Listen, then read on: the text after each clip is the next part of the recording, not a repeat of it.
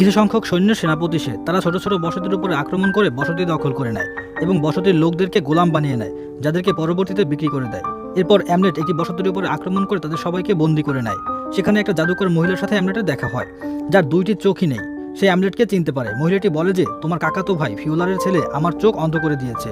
সে অ্যামলেটের অতীতের ব্যাপারে অনেক কিছু বলে এবং কিভাবে তার বাবার খুনি ফিওলারের কাছে পৌঁছাবে তার নির্দেশনা দেয়। তারপর মহিলাটি অ্যামলেটের হাতে কিছু একটা দিয়ে অদৃশ্য হয়ে যায়। অ্যামলেট জানতে পারে যে বন্দীদের মধ্যে থেকে কিছু মানুষকে ফিওলারের কাছে বিক্রি করা হবে, তাই সে লুকিয়ে গোলামদের নৌকায় উঠে গোলামের ছদ্মবেশ ধারণ করে। ফিওলার নরওয়ের রাজা রালদেবের কাছে পরাজিত হয়ে রাজ্য ছেড়ে পালিয়ে একটি আইল্যান্ডে বসবাস করছে। ওই নৌকায় একটি সুন্দরী মেয়ে ছিল, যার নাম ছিল ওলগা।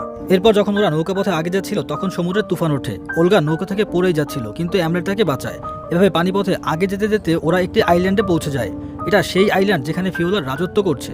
যুদ্ধে রাজ্য হারিয়ে ফিওলার এই আইল্যান্ডে শিফট হয়েছে। এখন সব গোলামকে ফিওলারের কাছে নিয়ে যাওয়া হচ্ছিল, তাই তারা হেঁটে হেঁটে দীর্ঘ পথ পাড়ি দেয়। রাস্তায় ওলগা অ্যামলেটকে বলে যে, আমি বুঝতে পারছি যে তুমি গোলাম না, তুমি এখানে কোনো এক বিশেষ উদ্দেশ্য নিয়ে এসেছো।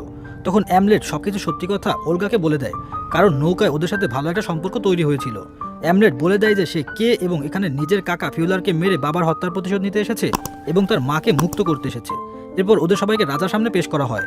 অ্যামলেট যখন ফিওলারকে দেখে তখন ওর মন কষ্ট এবং রাগে ভরে ওঠে, কিন্তু ফিওলার অ্যামলেটকে চিনতে পারে না, কেননা ওকে বলা হয়েছিল যে অ্যামলেট মারা গিয়েছে আর অ্যামলেট এখন অনেক বড় হয়ে গিয়েছে। অ্যামলেটকে দেখে ফিওলার ওর কাছে আসে, কারণ তার ওর মতো হাট্টা কাটা নওজোয়ান প্রয়োজন, যাতে করে তাকে দিয়ে বড় এবং ভারী কাজগুলো করাতে পারে।